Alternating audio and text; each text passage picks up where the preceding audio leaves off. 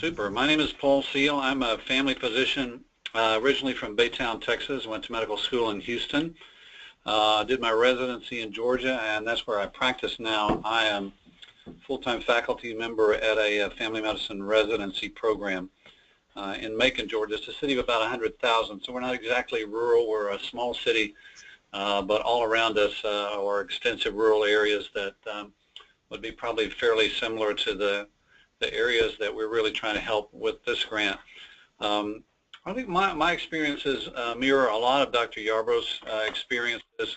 I had an interest in addiction medicine, was certified in 1998 for the first time to do treatment of addiction medicine, but I've never run a treatment center. I've always been in teaching practices like I'm in now, which means that I'm in the office or in the hospital seeing patients usually 2 or 3 days a week.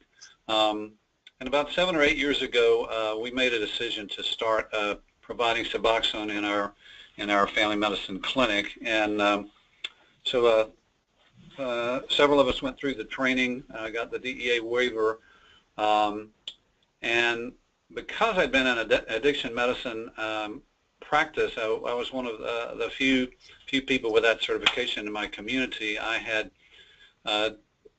treated people in my practice mostly with alcohol use disorders, very few drug disorders that would present in our primary care setting. And like Dr. Yarbrough, I found it was tough to help a lot of these people. One of the things that I noticed was that with alcohol use disorders, it took so long for the significant consequences of the alcohol use disorder to set in that many patients didn't think they have a problem or thought they would just handle it themselves. And so oftentimes it would take 15, 20 years or more for people to begin to have some motivation to do something about their alcohol use. And one of the first things I noticed when we started treating opioid use disorders is that there's a real telescoping of that course and the consequences. People get in trouble much quicker, and the consequences are much more profound. And so most of the people that I have treated, as was described by the other two clinicians, we don't have much heroin in my area either. They're almost all prescription drug problems. And within a year or 2 or 3, people had gone from just beginning to use these opioid substances to escalating their use, high levels of tolerance, buying additional medication on the street, criminal activity, losing jobs, wrecking families. So for the first time in my life as a person certified in addiction medicine, I had people coming to my primary care practice who wanted treatment. They were highly, highly motivated, and that was extremely refreshing. And then the second thing that I discovered was this is a treatment that really works. And if you look at the literature, probably somewhere between a half and 2/3 of people who start on Suboxone will do well, and that's about our experience in our clinic as well. Those who are really finished, they don't want to get high anymore. They're tired of the addictive lifestyle. They want a job, a family, a normal life again. Those people are the ones that do very well. So I saw dramatic transitions, recoveries in just the initial weeks. I remember 2 of my early patients. One was a lady who had was separating from her husband, was losing custody of her children.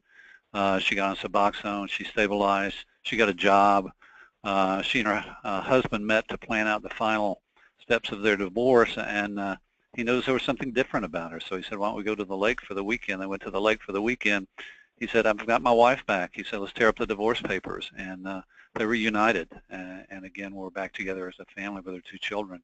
Another man in my practice, a married young man with 1 child, came in with his wife, similarly desperate to get some help. He was still employed at the time, started on Suboxone, did extremely well. They had another child, a happy marriage, growing family, have gotten involved in a church, and it's very much like many of my hypertensive patients who come in every 3 months, get their medication, have a little bit of lab work, and then go on about their business and lead a very, very normal life. So like Dr. Yarrow, I was very skeptical early on. I also had gotten my training in abstinence-based therapy.